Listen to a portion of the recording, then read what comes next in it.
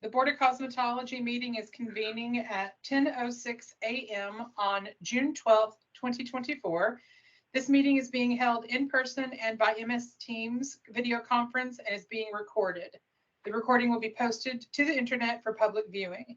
The Health Licensing Office asks that individuals attending through MS Teams keep your phone muted and cameras off during the entire meeting until you are given an opportunity to comment during the public and interested parties feedback period if indicated on the agenda. Please do not use the chat feature during the meeting. I will now call roll. Tracy Paramo here. Chelsea Westcott. Beatrice Van. Here. Harold Fox. Here. Alicia Reed. Here. Sarah Schilling. Here. Jamie Farron. Here. Members, when you wish to speak, please state your last name for the record. Board members are asked not to use the chat feature during meetings. Public members wishing to speak must first sign in on the roster sheet available. For public members on MS Teams, please email Carrie Edwards at carrie.edwards@oha.oregon.gov and provide your first and last name. Public and interested parties feedback may be heard during the public interested parties feedback period if indicated on the agenda. Everyone is asked to use appropriate language, manners, and protocols when conducting board business. This meeting is called to order. Hi, good morning, everybody. It's Bob Bothwell, Interim Director of Health Licensing Office. Chair, members of the board, first item on the agenda is approval of the agenda. We need someone to make a motion. A second.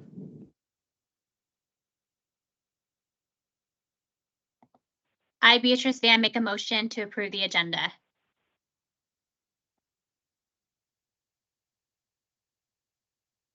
Can we get a second from someone, please? I, Harold Folks, second that, please. Awesome. I'll call roll. Tracy Paramo, yes. Beatrice Van. Here. Harold Fox. Aye. Yes. Yeah. Alicia Reed. Here.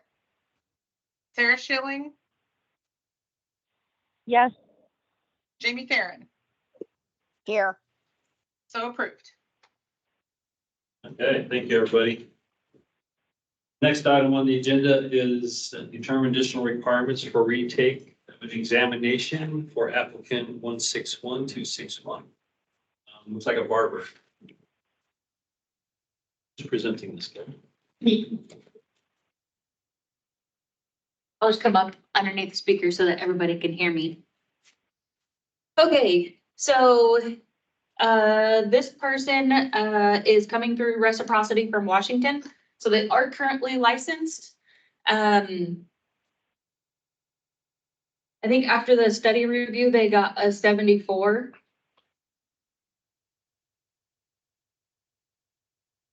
And as we all know, the rules are changing after the first, so. Pending adoption. Pending adoption today. Just kidding. So in this case, would we, if we said that we wanted to issue another study review, would that be mandatory if and when these new rules have been adopted? Sorry, this is Tracy Paramo.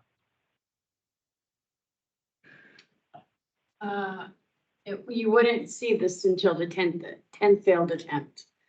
And then at that time, you could say study review. I think what So, she's meaning this is Tracy. is if they decide today that this person has to do a study review, is that now mandatory? Or even though the rules are changing on the first? Is that right, Tracy? That is, yes, this is Tracy. That's correct. That's what I was asking. I can tell you, but I don't know that I would do it since you're changing the rules. It would I would find do the it face retroactive. of the new rule.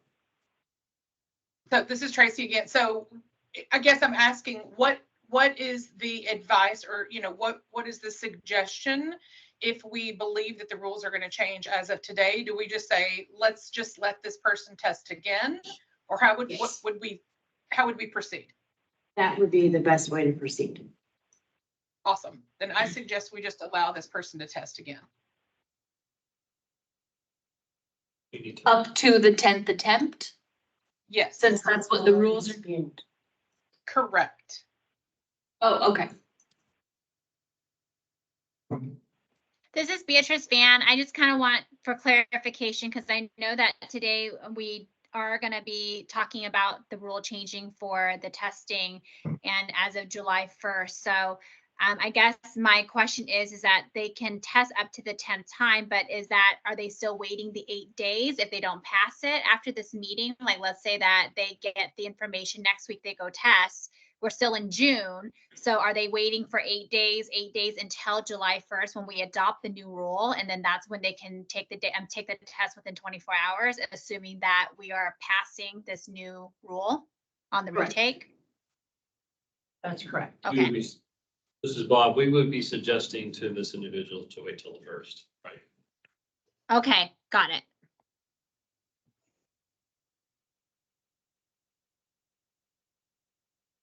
Does anyone have any other comments or suggestions? This is Alicia Reed. I agree with letting them take it again and then waiting till the 1st if they need to do it a second time.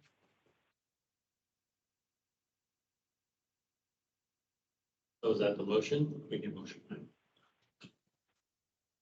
Is that the motion to allow them to come back and test?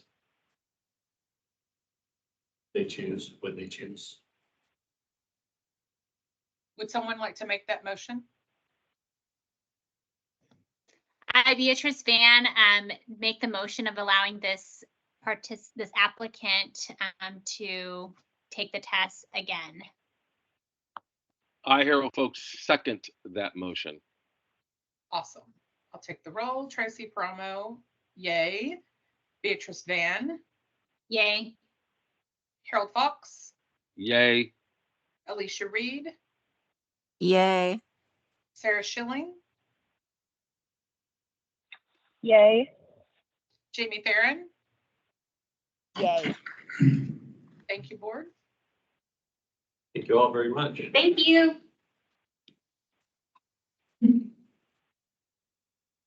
Tracy, did you say Sarah? Yes, Is Sarah still on? Okay, yes. I didn't hear. Yeah, I'm here. Okay, scrolling on. So Chair, members of the board, next item on the agenda is the director's update. If you're following on your computer or on the screen, it's slide 9 and the board member recruitment. I want to make note that there's some specific required training that each board member needs to do. You can see it, it's highlighted. Wonder Sorry. why. See if they were talking. Tina, can you mute yourself? I did. Oh, thank you. So we have, an overview of boards and commissions that you have to do annually. Information security training is required annually. And preventing discrimination and harassment, which is required annually. And then government ethics, which is optional but highly recommended. The next slide, Karen, please. Then on slide 10 is your current membership. Tracy, you're in your second full term and that expires October 16, 2027 and you cannot reappoint. Sarah, you're in your first full term. It expires April 9, 2028. Can reappoint. Jamie is also in first full term. It expires 11/9/26. Can reappoint. Chelsea Westcott, first full term. Expires 6/29/26. Can reappoint. Beatrice Van, first full term, expires 1/25/28. Can reappoint. Alyssa Reed, first full term, expires August 29, 2026. You can reappoint. And Harold Folks, the public member, his term expires, second full term expires April 24, 27 and cannot reappoint. Any questions on that slide? No, sir. Thank you. Moving on, licensing, find fiscal statistical reports. Licenses issued, in fiscal year 2024, we've had a total of 158. Next slide. Air design, fiscal year 2024, we've had 659. Nail technology, fiscal year 2024, we've had 756. Natural hair care, 2024, we've had 55. Estheticians, fiscal year 2024, we've had 1,131.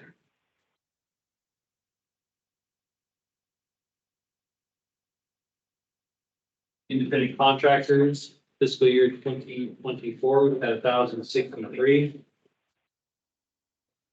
Freelance authorizations, we've had 268. Cosmetology facilities, we issued 836 in fiscal year 2024. Licenses renewed for barber, about even with paper and online. But we've renewed 1,106 this so far in fiscal year 2024. Hair design, about the same. They've increased a bit in paper renewal, or excuse me, online renewals, and this so far with the fiscal year 2024, we've renewed 8,468. Nail technology, gotten much better with renewing online, and in fiscal year 2024, we've issued 5,231. Natural hair care, we've about even ebb and flow with the online and paper renewals, but this so far in fiscal year 2024, we've issued 52. Estheticians doing a great job being online. Renewals with a total of 6,342. And that's paper and online. Independent contractors doing very well too. Paper and online, mostly online. Fiscal year 2024, 4,290. Freelance authorizations, they're about even with renewal types online or paper, and 204 this fiscal year, 2024. Cosmetology facilities, struggling with online, but they're getting better. And with a total of 4,015 renewed. Can we go back? Go back one. Sorry. Thanks, Nate. Just for the board members that haven't been around very long, fiscal year ends June 30, 2024. So these numbers are going to change a little bit at the next board meeting because we'll be in new fiscal year. Any questions thus far on license status? Okay, next slide, please.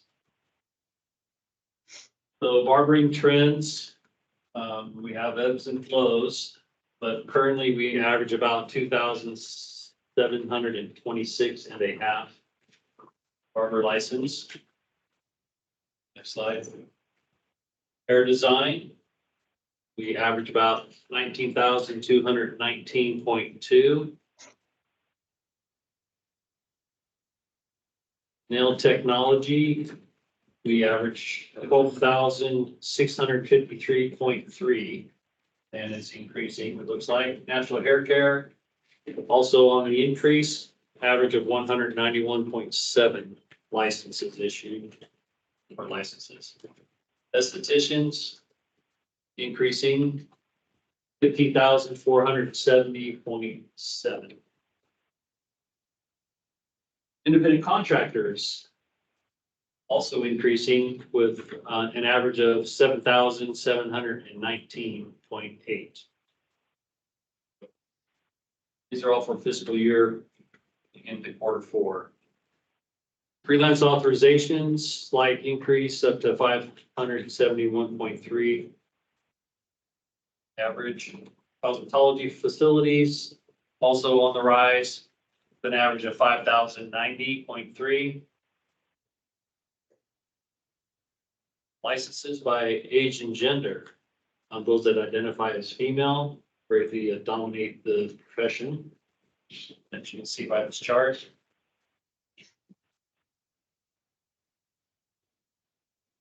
And here are your testing results.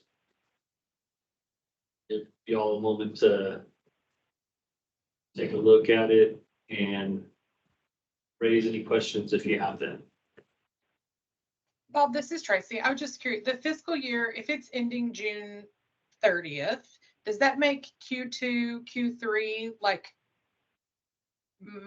holiday month, like November through February, March, something like that? Yes.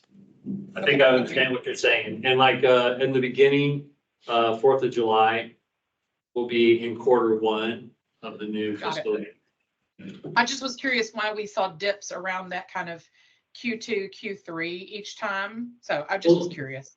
Yeah, I think those will be, they come with when the licenses were obtained. So you may have had dips at that point or, peaks. Like when schools graduate, right? Right. Okay. Thank you. Sure. Any questions with regards to the pass fail rates? They're about the same. If you can read them, they're small. I have my glasses on and I can't hardly see. Can you zoom that in a little bit?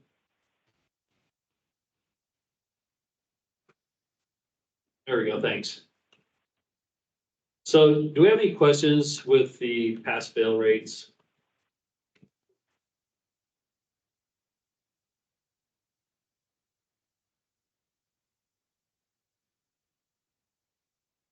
This is Alicia Reed. I don't have as much of a question as just an observation. It's kind of amazing that it seems like pass or the fail rate is about 50%. Scroll back up, Nathan, please. Whatever you're doing.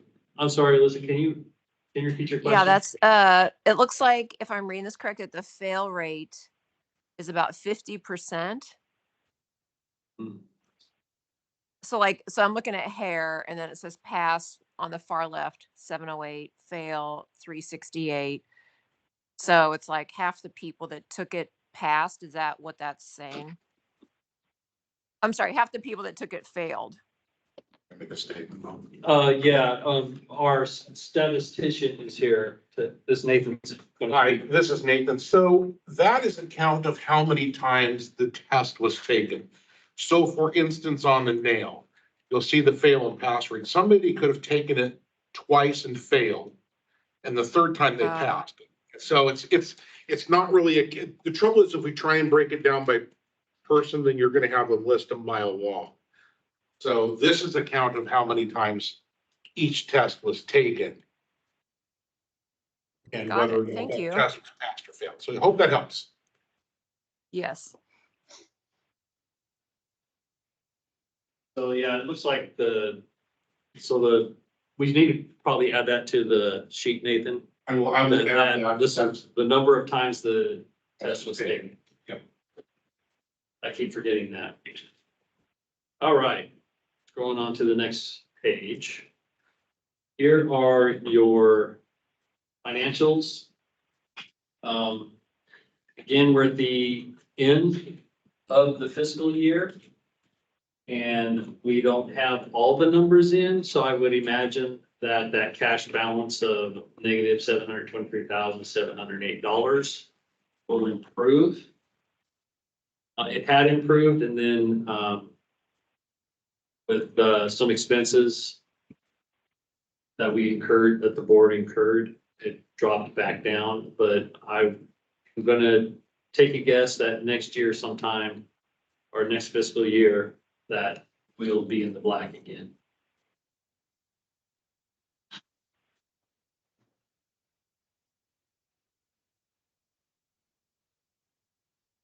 Any questions on that? All right, thank you. Trampus Chuck, are you there?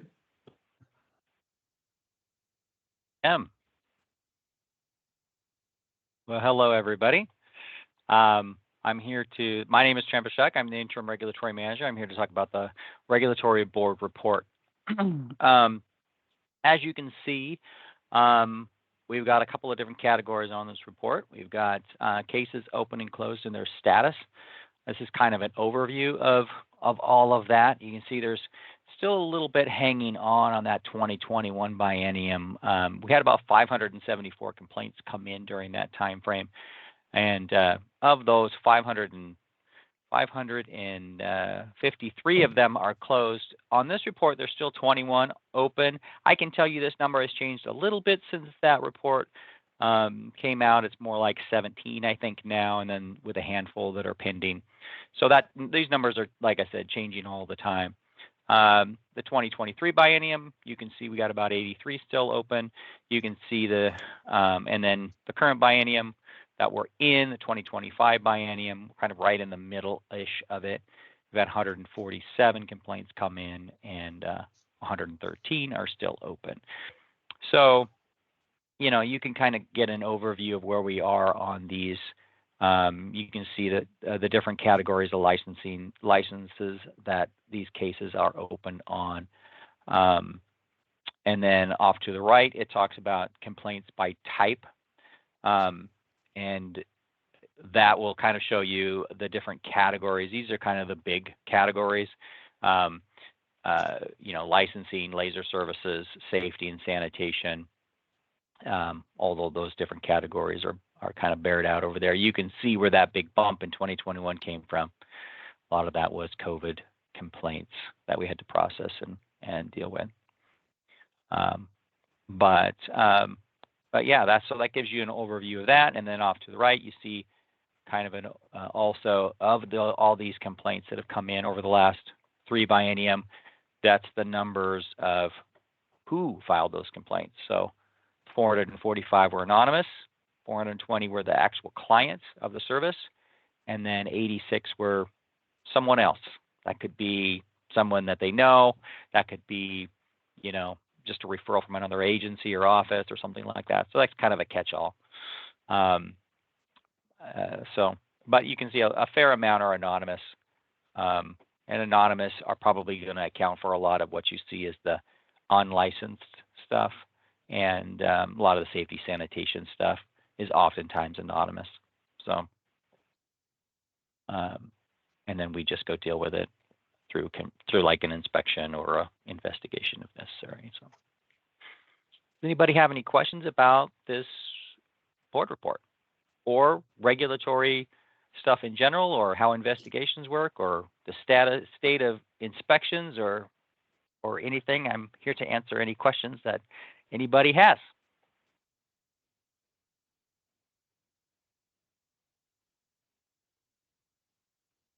Very good. Thank you, Trappist. Okay. Thank you, Travis. All right.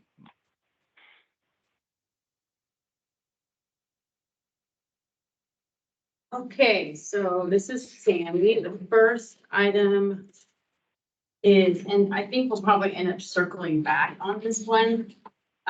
Feedback once we've approved the rules is the school communication plan. I just kind of wanted to get some feedback on what would be the most helpful for the schools, what you think they want to know, and how they would like to get it. Hard copy, email.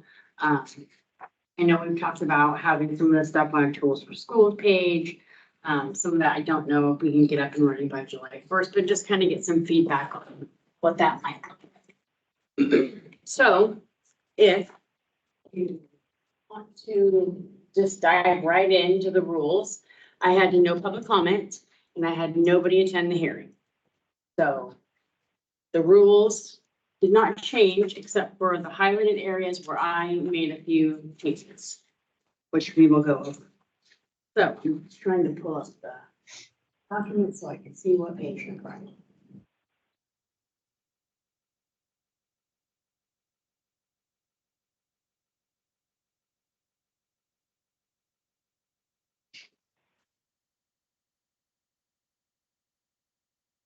Okay, I'm on page.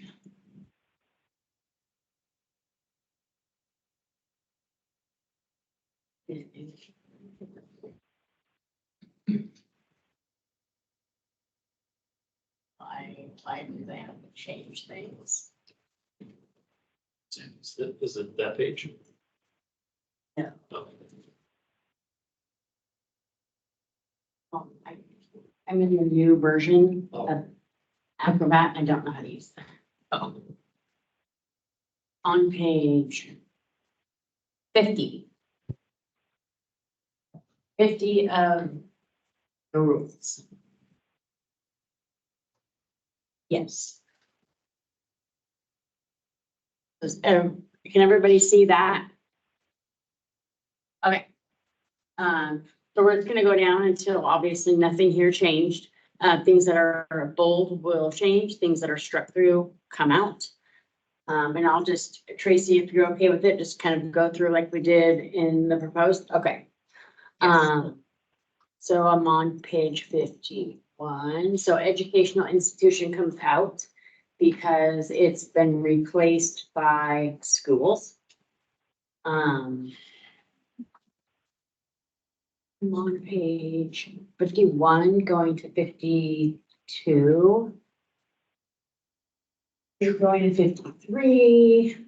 Official transcripts, since the office and the board is taking over the curriculum, we're also taking over ownership of those transcripts and what we want to have coming into the office. So we kind of just reformatted it. A lot of it's the exact same information. It's just written so I can see what it is more clearly. But this would be one of the things that we'll be working on is, I don't know if it'll be, I don't know if we're gonna just take what they already had, or there are some changes in it. So this would be something that the schools will get on July 1st is new transcripts. I don't know what they'll look like.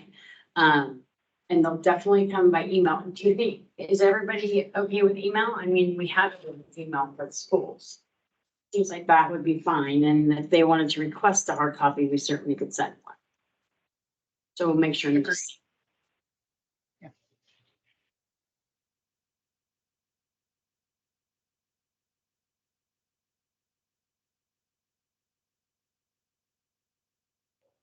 Okay. So, again, this is really the same. You can send it by mail, email, and fax. I think everybody pretty much sends it by email now. We want the applicant's identity, first name, last name, date of birth, enrollment information. So date of enrollment, last day of attendance, withdrawal date, applicable and graduation date, specific fields the applicant has completed, specific hours and number of practical operations, final practical exam scores. So standard stuff. Name of the school, type of school, big type of school is new. I think I added that. Signature from an authorized representative. I think that was in the old one. Yes. So yeah, so you will be getting a new transcript for every field of practice. And I think you'll get one for a combined. This is what I have, a combined field of practice. If that's what you guys still use, I don't know. Some of this is Cerinthia's stuff, so I'm taking it over and I'm not exactly sure what I'm doing. And then the practical examination transcript. I know that's on Tina's radar to wanting to make that change too. The next item is page 54.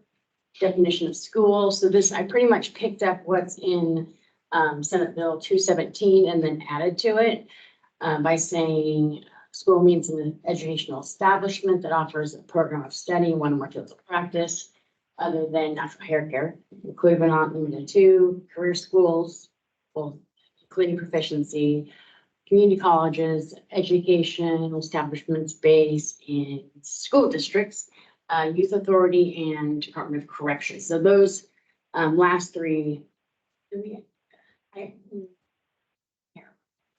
Anyway, I've actually been in contact with OIA and DOC about the process that we're using, because everybody that doesn't have a career school is using a different process to get their curriculum approved.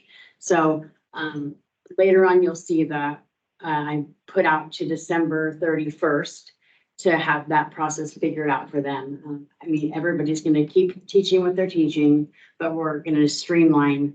We're gonna bring them into the fold, so they're not different than every other career school. Because right now, some of them have mutual letters of agreement, some of them have a wonky letter from one, some of them have a letter from a Department of Ed, so it's very all over the map, and it's just because timing on when each of these things came into place, we just evolved. So we're gonna evolve again. So, Tammy, this is yeah. Tracy. So in saying that, meaning that they will no longer have their authorizations from whatever place that they've been dealing with, everything will be streamlined directly back to us, and everything will go through one system versus kind of all over the place? Or will they continue to get their authorizations from places and us as well? Yeah, they will be, their curriculum will be approved by HLO, Perfect. Thank you. just like everybody else. Perfect. And I could go into the why if you want me to. But I don't have to. I don't think so. Unless Okay. somebody else wants to know. I'm clear. I just wanted to make sure that, yeah, I want to make sure they're all going through the same place. Yes, we're all gonna be coming through, send us your curriculum, we review it, we approve it, and moving forward. We don't have to have, okay, Department of Ed is saying that you teach it, and HLO agrees. Wow, none of that anymore. Thank Okay. you. No problem. On page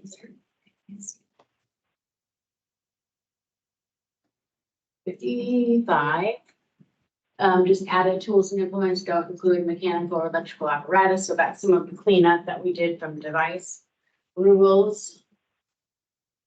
So this is the board curriculum. I didn't make any changes in this area, if any. I tried to highlight if I did. Oh, I didn't add one thing. So this is basically saying that if you're already at school, you keep teaching the head curriculum. We will be reformatting it, I think.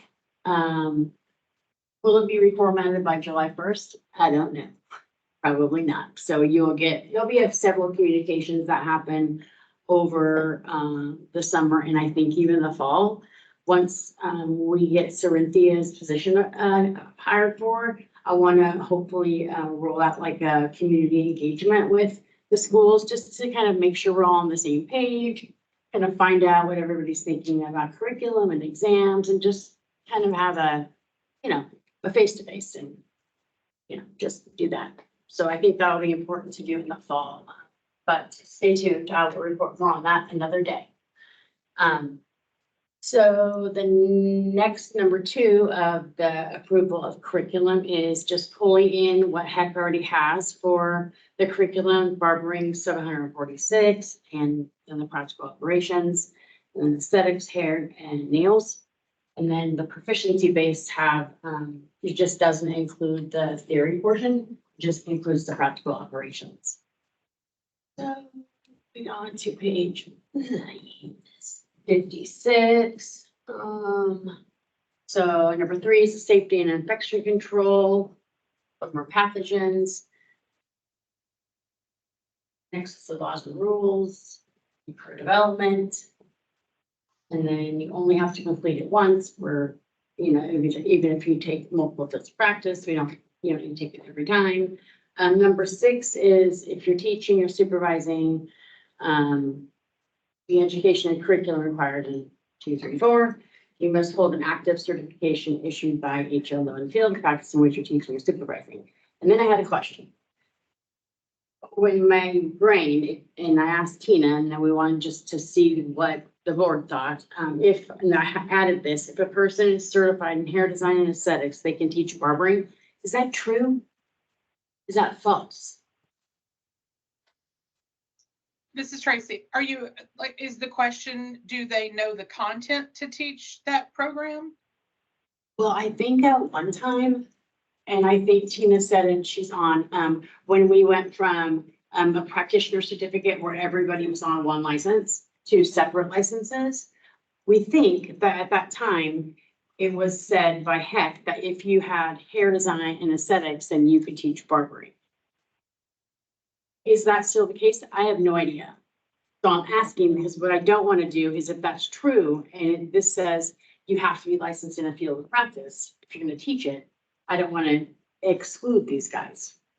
Tina has her hand up. Tina. Hi. Tina? Hi, Hi, Sammy. this is Tina.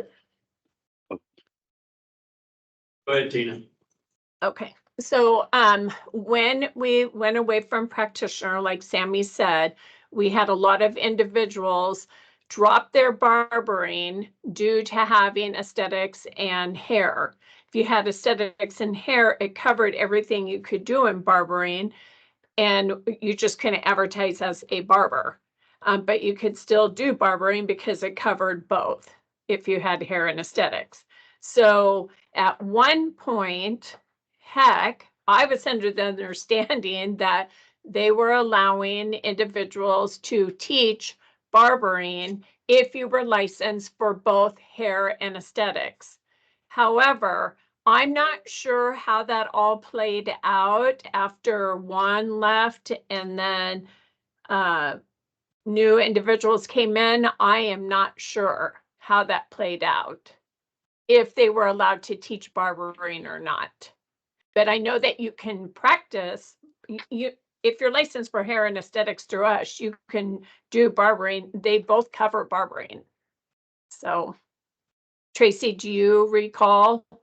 I do not know. So I guess that's something we should either determine that that is allowed or ask Heck whether or not they were allowing individuals to teach barbering.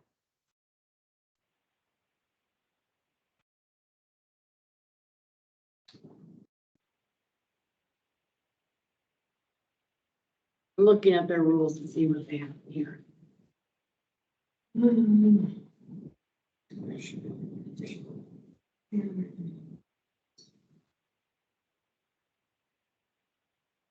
Sammy, while we're doing this, I can make a call to Karen.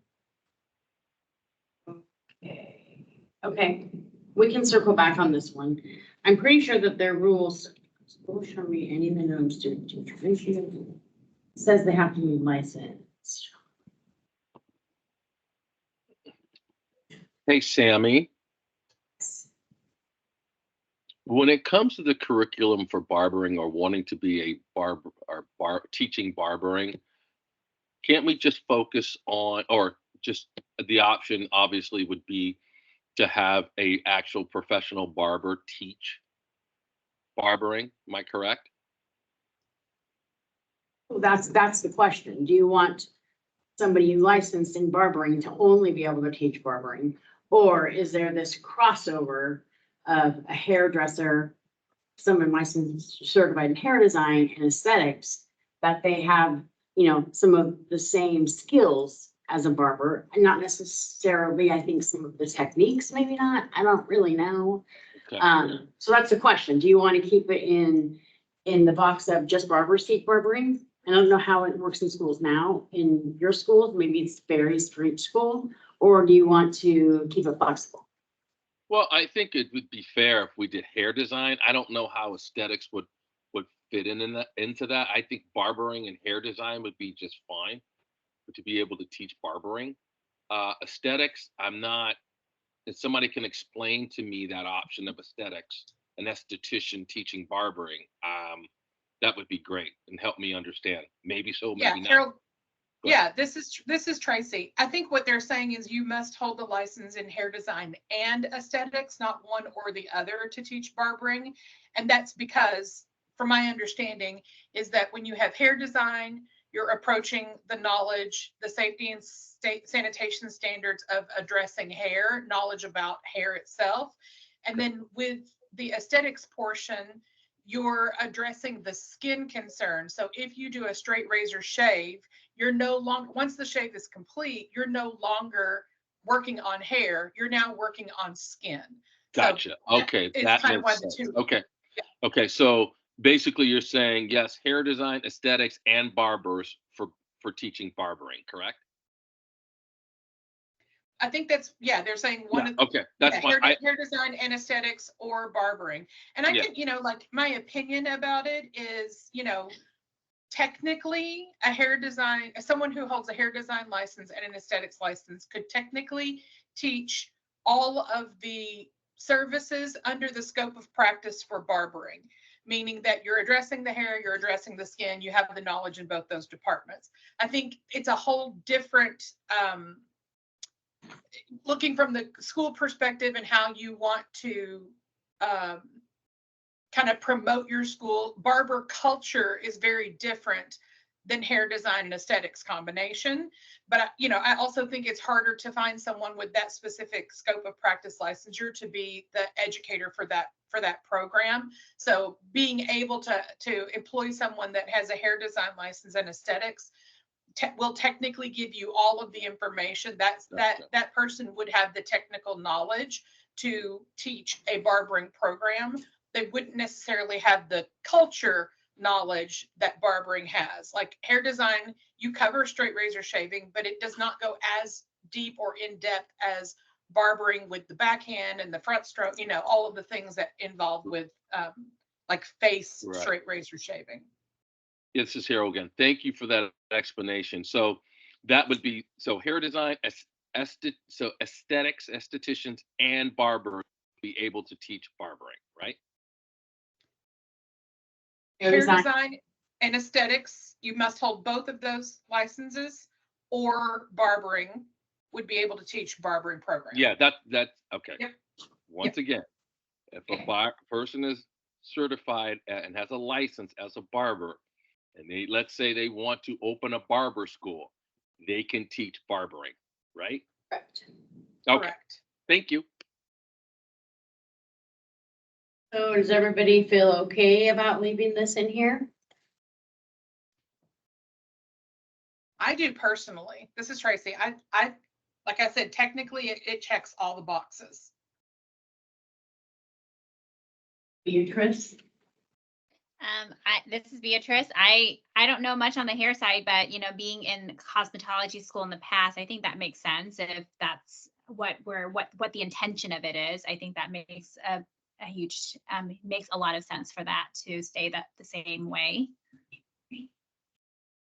I think it just needs to be very black and white, that it states that it is what it is and that it's not one or the other. Sometimes, we people read behind the lines of like an esthetician, because when I heard that too, first hearing it, I was like, I don't know how an esthetician would, but then when Tracy explained it, that makes sense of why that could play in play. This is Alicia Reed. Maybe you could add a word like if a person is dual certified in hair design and aesthetics. Oh yeah, or something. That's like great. that. Licensed in both hair design and aesthetics. Correct. Something Yeah. along those lines. Yeah. Okay, I can do that. And I'm sorry, Sammy, this is Harold, and certified in barbering and being a barber. Yes. Or yeah. Or yeah. Yep.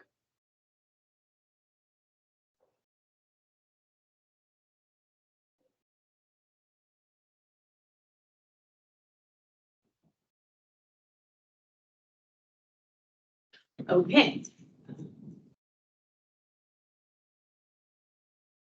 Hold on, this is the PDF. I gotta pull up my Word document. Don't mess anything up here. Okay. So I'm gonna clarify barbering in that it's dual licensure, so people understand that.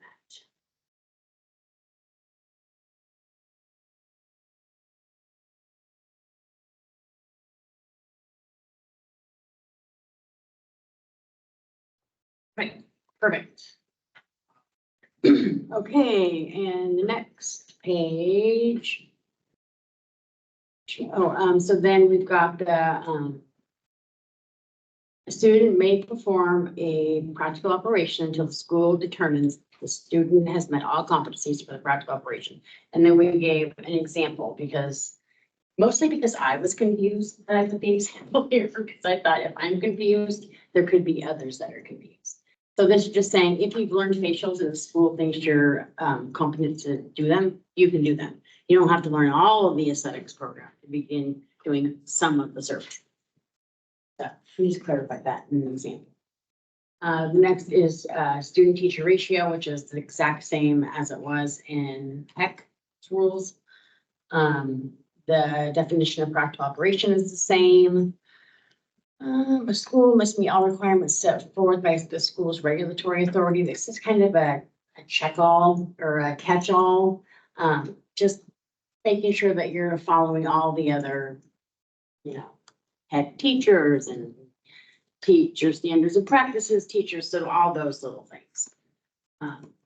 Just kind of reiterating what people already know. The next, number 12, is upon request by the office, the school must provide the curriculum currently in use at school at the time of the request by the office.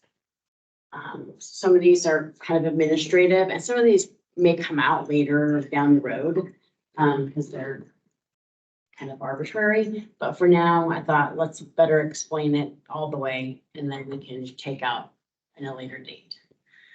Here's where I think at the proposed stage, I had August 31st for school must submit a copy of their curriculum by August 31st. I went ahead and put that out to December, so we weren't rushed because, it's not the process. Everyone's teaching what they're teaching, and like I said, I want to have time to hopefully do an engagement, get feedback, and kind of roll with it that way. Or we're just, here's the curriculum, what it looks like. So yeah. So I gave us a little bit of time. The rest is HLO may at any time review school curriculum and feel the practice against the requirements listed in this rule, and will notify each school requiring they submit their curriculum for approval. So these are all just what you need to do if we ask to review. And then we gave some reasons why we would ask if the board changes the curriculum, if the office performs an audit on the curriculum and finds that the school is not teaching it, or the board revises it, or the office finds out that you're not teaching the appropriate curriculum, we might ask to review it. If we do an audit of like all the schools, we need to see it. And if the board revises it, we want to see it. So those are kind of three reasons why. It's not the only reasons, I'm sure, but those are the main ones. So we're on the next page. Get out of the screen here.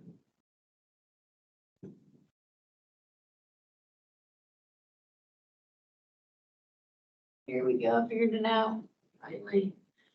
So we're on page 59. So just the intro, if the office determines a new or existing school must have their curriculum and all fields of practice in which they teach reviewed and approved, the new or existing school must fulfill the requirements of the school, including but not limited to completion of an office prescribed application.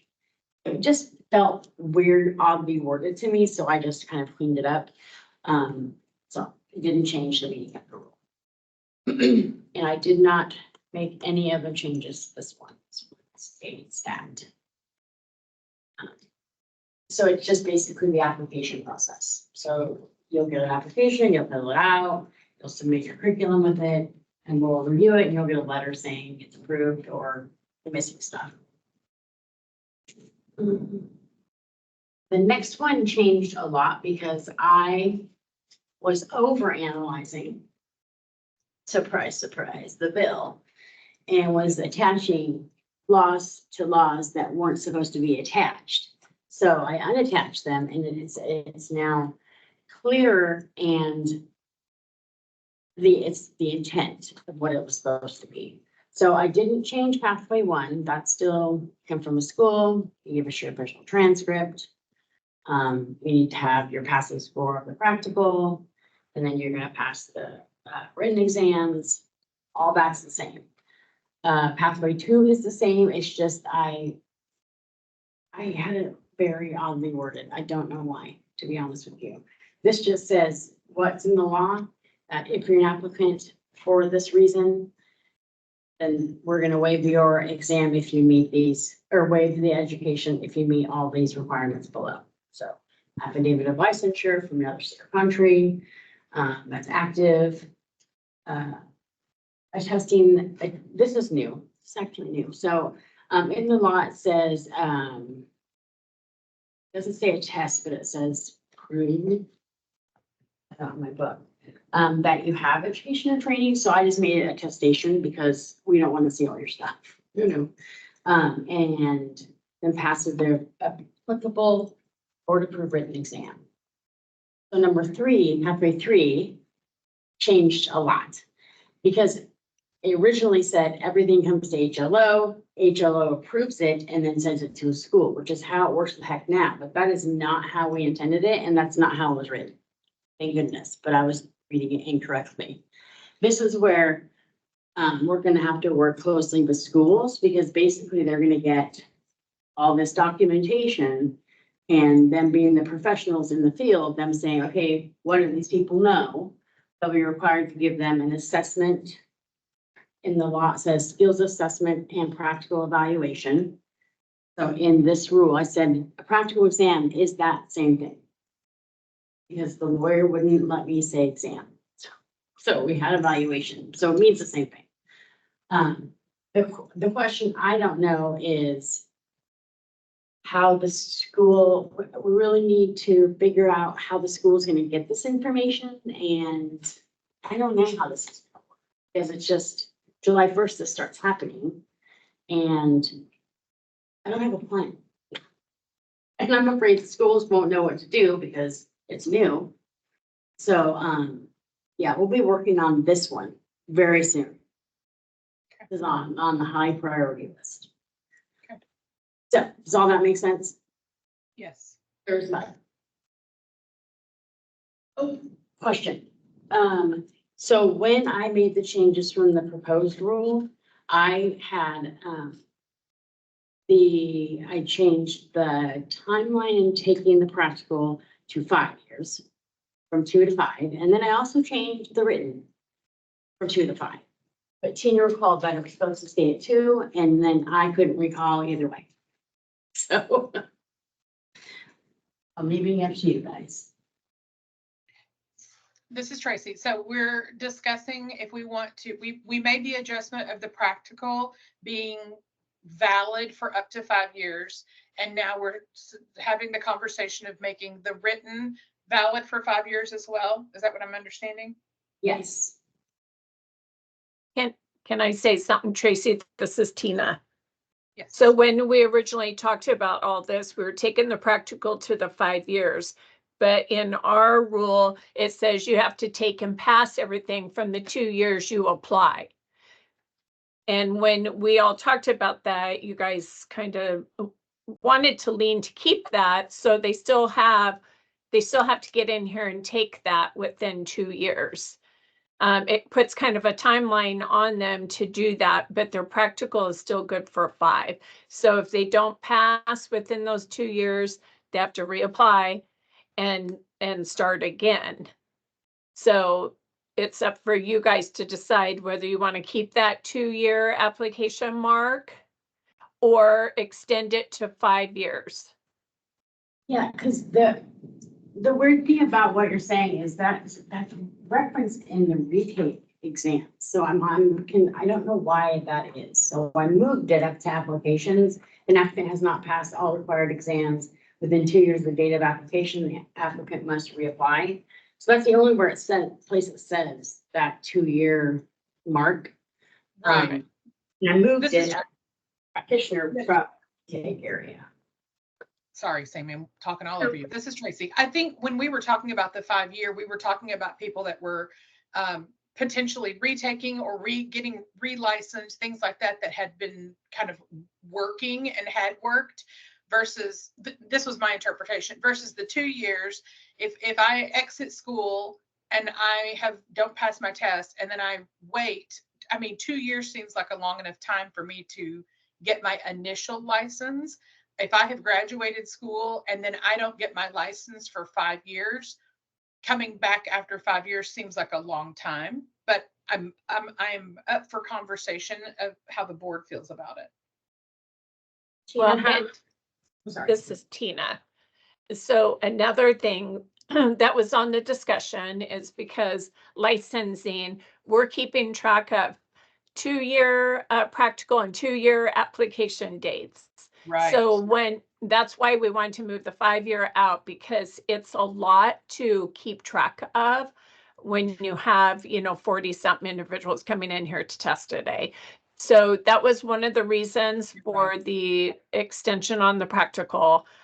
Plus COVID happened. That was another reason. If that ever happened again, all these people that never got into test had to go back and retake practical. So that was some of the validation for moving the practical to 5 years.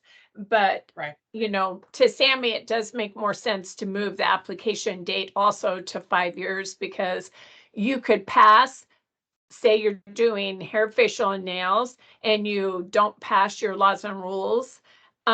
If you don't pass that within that 2 years, say life happens and you don't come back here, you have to start all over. So you have to retake hair, facial, and nails and laws and rules if you don't meet that 2-year. Okay, this is Tracy. So I remember us having this conversation now, and I think we had said something like, if you weren't able to pass your, like, being able to allow them to take the written over and over again as well, kind of freed up some of that. It released some of the pressure off of y'all for tracking and made it so that they could take their time to get those licenses as well. I remember that conversation now. I feel like it's supposed to be 2 years for the written. And I put 5 just because I couldn't remember. Because that's a long time. If It's a long time. passage of the written is tied to a retake exam, and you don't pass the retake for 10 times and 5 years goes by and you still haven't reapplied, that seems like a long time. I mean, things change in 5 years. But Yeah. I And mean, this is is Tracy. I Tina. think this is, go ahead, Tina. Sorry, Tracy. No, you're And good. Go ahead. it puts more of that 2-year requirement, puts more of a pressure on the student to get in here. If they've already passed one and haven't passed the other, it makes them, more responsible to come in here and try to get that done within that 2 years. Plus, your guys' records for school are going to be better if they have that 2-year limitation. So, Yeah. I mean, those are just my thoughts behind it. Yeah. I agree with you. is everybody okay with changing the written exam back to 2 years from 5 years? Yes, that makes This is sense. This is Tracy. Beatrice Yes. Ann. Yes. Perfect. Yes, this is Alicia. Yes. That's fine.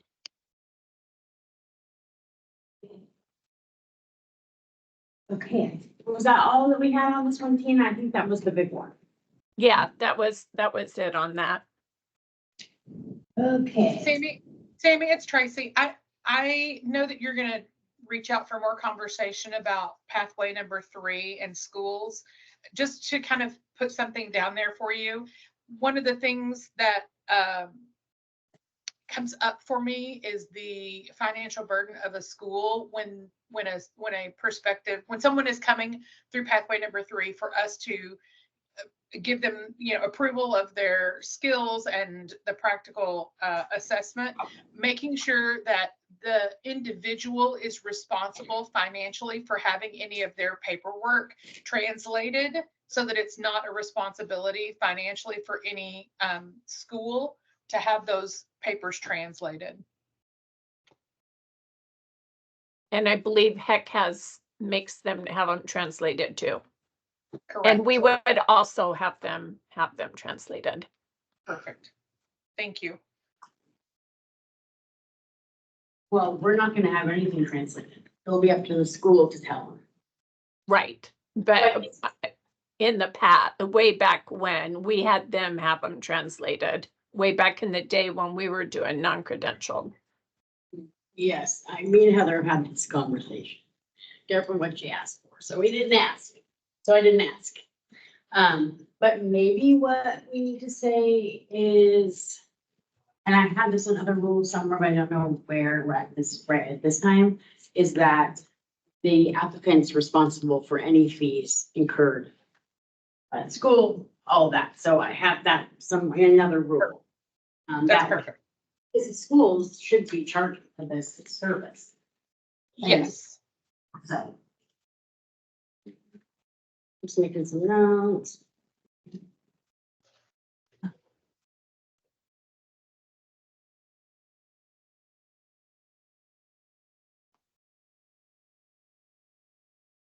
This is Tracy. You would just be, you would be surprised at how many people believe that it is the school's responsibility to just get it all translated to understand what they're bringing to you. I can imagine. Yeah.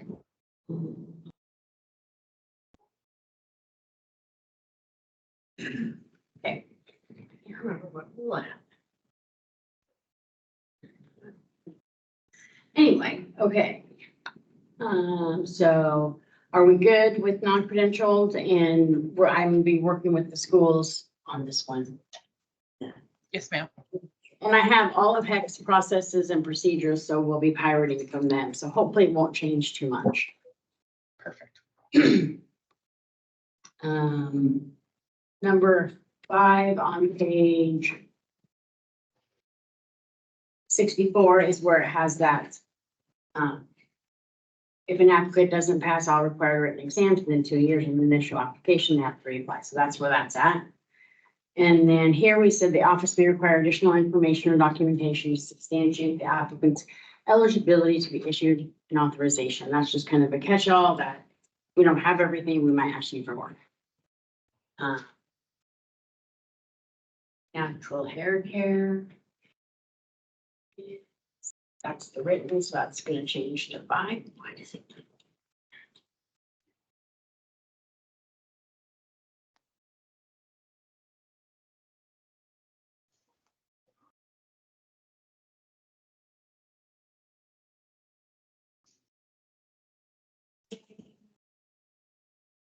And the general examination, it's really didn't change much. I just took some stuff out.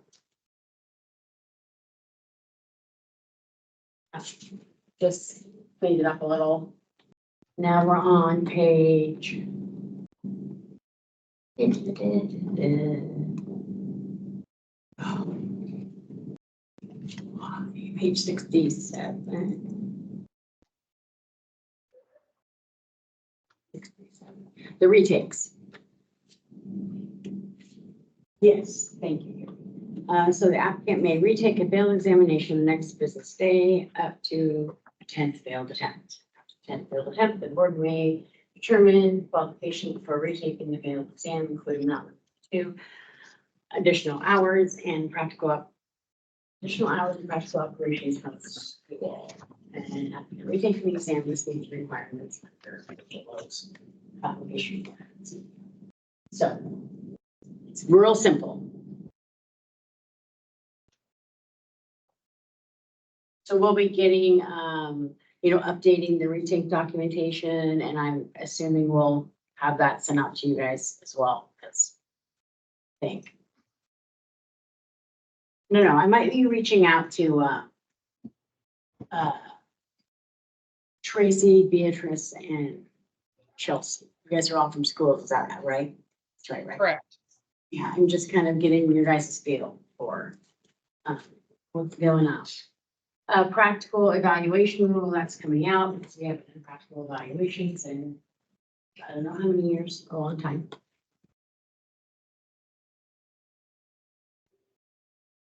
Freelance, removing the laws and rules exam, yay. Yay, it's coming out. And Nate removed it from the renewal, yay. And so that will have a new application that will be coming out. The independent contractor.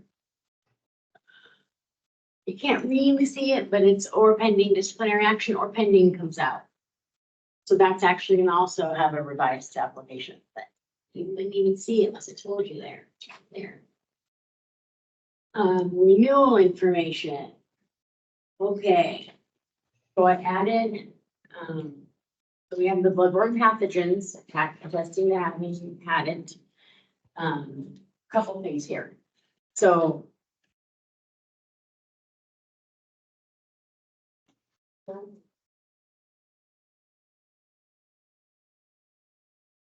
Two. 3 and 4 are include practitioners and facilities. So under little b, I put this bloodborne pathogens is only required for a practitioner, not for facilities, just a clarification. Just because I thought I should. Because I know I'll get the question, that's why. And here is the other one is timing. So it feels like there needs to be a timeline on it. Like at some point upon some renewal, you need to have started attesting to this. Like, so I was talking to Nate about it since he does renewals and I said, so if somebody renews August 31st of this year, and this rule says 2 years from the date of the next renewal, then they have 2 years. But if the person doesn't renew until July of 2025, then they have 2 years from that date. And that feels like a long time, but maybe it's fine. I don't really know. And I don't know how to figure it out because I don't do numbers very well. I'm gonna be real honest. So I think it's the next renewal cycle. Does that make sense? This is Tracy. It does make sense, but I don't know how much work we want to try to put into getting someone to attest that they've had this bloodborne pathogen training. If they happen to, there has to be a timeline somewhere, you know what I mean? So I'm like, it would be a lot of work to try to make sure that somebody had it done. Yeah, being an audit, basically. Right. Right. Sammy, could you say as of January 1st, 2025 on, anytime when you renew, you have to self-attest? Yeah, you could do that. I think that would solve everything. So starting January 1st, if you're renewing, you have to self-attest. Is that enough time or do you think we should give until like July? Well, you could start July. Yeah, just pick a date of when you're gonna start. Yeah, that will Right. give plenty of time for the rumors to get out there or people to Right. know. So much easier, Tina. Thank you. And You're it's not a welcome. difficult, it's not a difficult, training to go through either. So even if they found out when they tried to renew, they should be able to complete that relatively quickly. Yes, because it's online now. Yes. Yeah, this is Beatrice Van. I think that's a good idea. And I do think that till next year, July, gives everyone time to kind of work out their kinks, figure it out, hear it. I'm sure it'll go through the forums and, the schools. Right. And so it just gives everyone time to kind of plan ahead and that there's no questions or feelings of like not having enough time. So, and I just wanted to clarify as well that this is for all disciplines, correct? Yes. Okay. Maybe I need to make that clearer. Well, If we're doing any field of practice, no, hold on.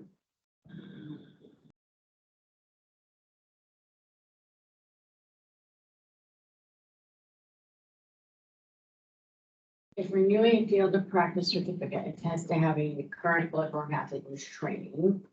I think I need a clarification. An authorization holder 3 and 4 of this rule who are required to attest to having bloodborne pathogens training is listed for an audit. No. So they only have to do it. So say Tracy has all 4 licenses. You don't have to do it 4 times. right. Correct. Is that, because maybe if that's not clear, I need to say it. I better So say it. could it say something like if you're holding any discipline, right? Like for any field of practice, you just need to take it once. Like if you're holding any licensure within a field of practice, whether it's hair, skin, nails, that you need to do the bloodborne pathogens every time upon renewal. Yeah, I'll make a clarification. Good thought. I thought I did, but. Yeah, because it's, it's just an attestation as well. It's not like you're requiring them to take it, you know what I mean? Like, you're just saying, did you take it? Yes, cool.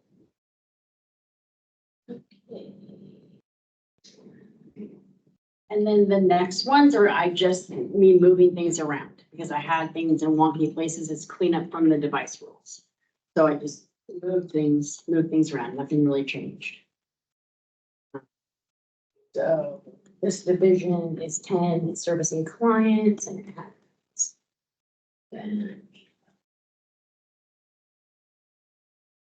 And the next one is. Sammy, sorry to interrupt. This is Tina. Back to the bloodborne pathogens. That certificate's only good for 1 year.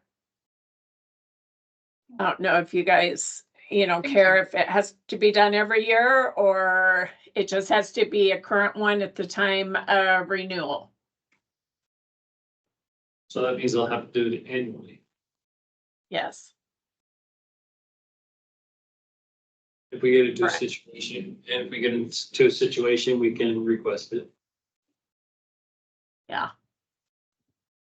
I think that's fine. This is Beatrice Van, because as a CAE, like we have to do it every year as well. And then we just attest to it. So I think that if you are stating that you have to be relevant, and if we are auditing them or auditing them, they would just have to show proof of that attestment. Okay. I'll make that change.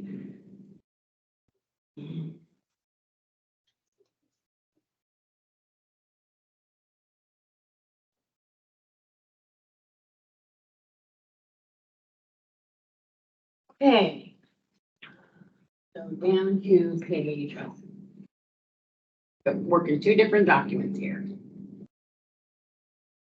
Page 80. So I just moved this from division 10 to 15. So this is like all the training that you need to have after school. You're doing different things, you're learning new things. How to document stuff, servicing clients, which I moved up. Natural physiological effect, which I accidentally left out during the device rulemaking. Oops, don't know how that happened. And a few changes to chemical peels, just not really changes, just clearing some stuff up. Very superficial and superficial chemical peels.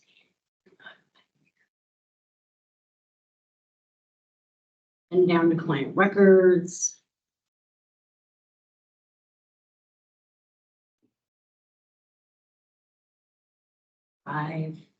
Providing chemical pills for dermaplaning and performing services with an aesthetics device or with an aesthetics device that is not one of the devices listed in 692.5.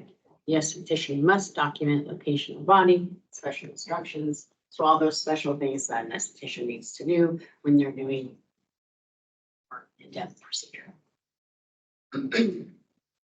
More chemical peel, cool stuff.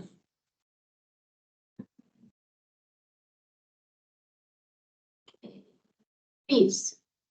So natural hair care, they're getting charged the $45 since their exam had been rewritten and is more extensive. So there's that, and all the civil penalty stuff I changed in a I didn't change in this method. It's because it was just like a subsection number. I was able to change it in a minor correction, so none of that is relevant. It's already changed on the Secretary of State's webpage. So that is everything. Hey, Sammy. Yeah, this is Alicia Reed. I just had an idea. Would the natural hair care folks have to do the bloodborne pathogens? Yes. Gotcha. I can kind of see that being a little bit questioned only because they're not allowed to use scissors or, cut into anything. As far as I know, I think they're only allowed to, I don't know, just curious. Yeah, Okay. they can trim the end of hair, Oh, they can? Oh, I didn't realize. Gotcha. Okay. minimal. Is that new? This is Tracy. I thought that they were only allowed to cut like the actual extension or string, things like that. Yeah, I think that's right. Well, let me pull it up. Pretty sure Tracy's right. Some kind of Yeah, trim. from my understanding too, that they can only cut the synthetic hair. I was gonna say artificial. But was there something, I remember in one of our meetings, was there something about Natural Hair Care being able to wash hair? Yes. Yeah. You can shampoo and condition it. Okay. Sammy, I have it up. Do you want me to read it? Have it right here. Okay. The use of scissors to trim synthetic fibers, hair extensions, or sew and weave extensions as is necessary to perform the activities described in this paragraph. Hmm. And shampooing and conditioning and blow drying is included, but it's not in the law. Oh, and blow drying. That's new. There's just not a practice clarification out again. And I think I haven't done one yet. I don't know. I think that it's just gonna make it clean that every discipline, and they are holding shears to trim synthetic hair. So I think it just makes it streamlining it that everyone has it. And I think that's good for them too, because they're actually not going through school. So I think that's a good refresher and good continuing education for everybody. This is Actually, Beatrice Van. Yeah, this is Alicia Reed, and I just realized they could be cutting shears. They could cut themselves and then bleed onto a client. So back to bloodborne pathogens. I guess Right. they need to know how to, yeah. So great. Yep, great. Perfect.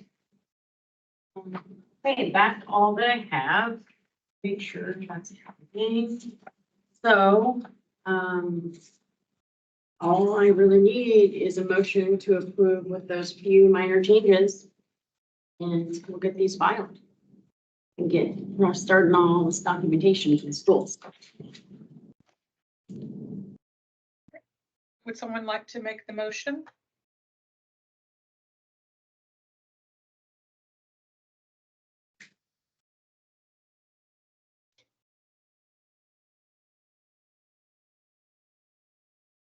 This is Alicia Reed. I make a motion to approve the new rules With changes.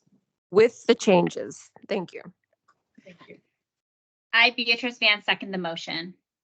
Great. And I will now call roll. Tracy Promo, yay. Beatrice Van, Yay. Harold Fox, Yay. Alicia Reed, Yay. Sarah Schilling,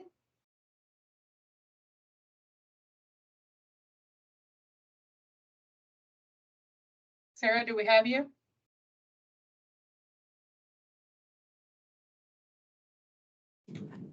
Jamie Farron, Yay.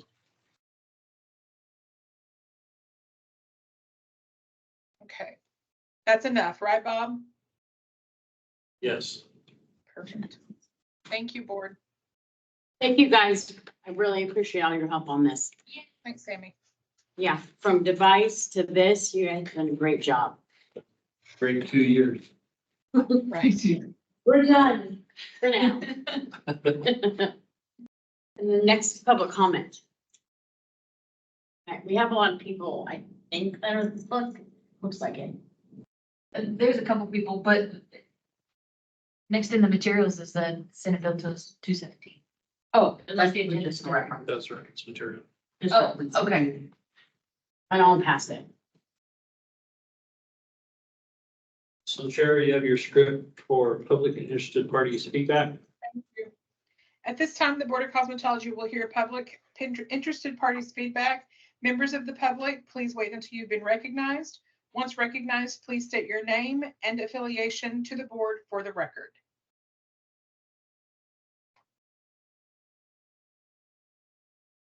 So everybody online, this is Bob Bothwell, the interim director. Is there anybody out there that would like to make a comment?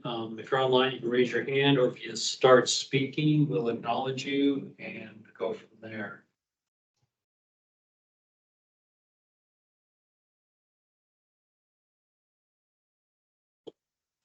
Okay, going once, Going twice.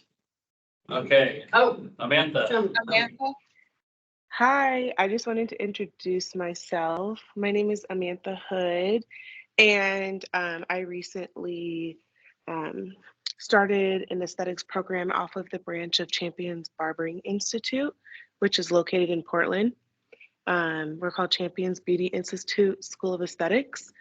And I just wanted to touch base, show my support, and start tuning into these meetings more frequently, just to make sure that I am on board with being aware of what's going on in the industry locally and any changes. It's great to listen to you guys. Welcome, Amantha. We'll look forward to seeing you at the meetings coming up. Awesome. And if anybody's interested in learning more about the program, I'm happy to share the link. We are the first multicultural aesthetics curriculum so far as we know in the US. 50% of our curriculum, after covering the My Lady book, we cover melanin-rich skin and education about that. Since it's pretty undercovered in our scope of practice and the basic aesthetics program. So it's a pretty special curriculum.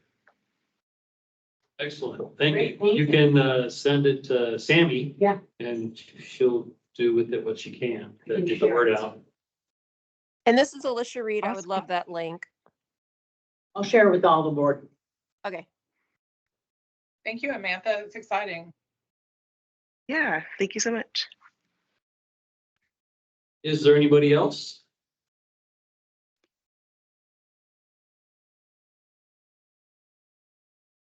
Okay. How do I share it on here? I'm sorry. Do I type it somewhere? Out there, send Sammy Pat Note an email, Yeah. please. Okay. I will look for the email online. Yeah, well, I have Jamal's email as well, if you want me to email it to him. Or you can That's find. perfect.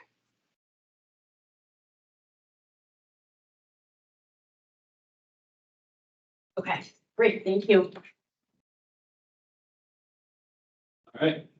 Doesn't look like we have anybody else, Chair. So we will be moving into executive session. Okay. The Board of Cosmetology will now meet in executive session pursuant to ORS 192.6602F and ORS 676.590 for the purpose of considering information exempt from public disclosures at 11:29 a.m. on June the 12th, 2024. Representatives of the news media shall be allowed to attend the executive session. The public will now be moved into a separate breakout room for the duration of executive session. Please continue to keep your phone muted and cameras off. Are there any representatives of the news media on MS Teams? I don't see any. Awesome. Recognizing there is no news media in attendance, the public will be moved into a separate breakout room for the duration of the executive session. We will return to open session before taking any final action or making any final decisions. It is estimated that the board will return to public session at 12 p.m. Is that okay? Yes, thank you. Perfect. Please be aware that it is possible that the board's executive session may be longer than 12 p.m. If the public has any questions about whether the board is still in executive session, then the public can contact Carrie Edwards at carrie.edwards@oha.oregon.gov. We are now in executive session.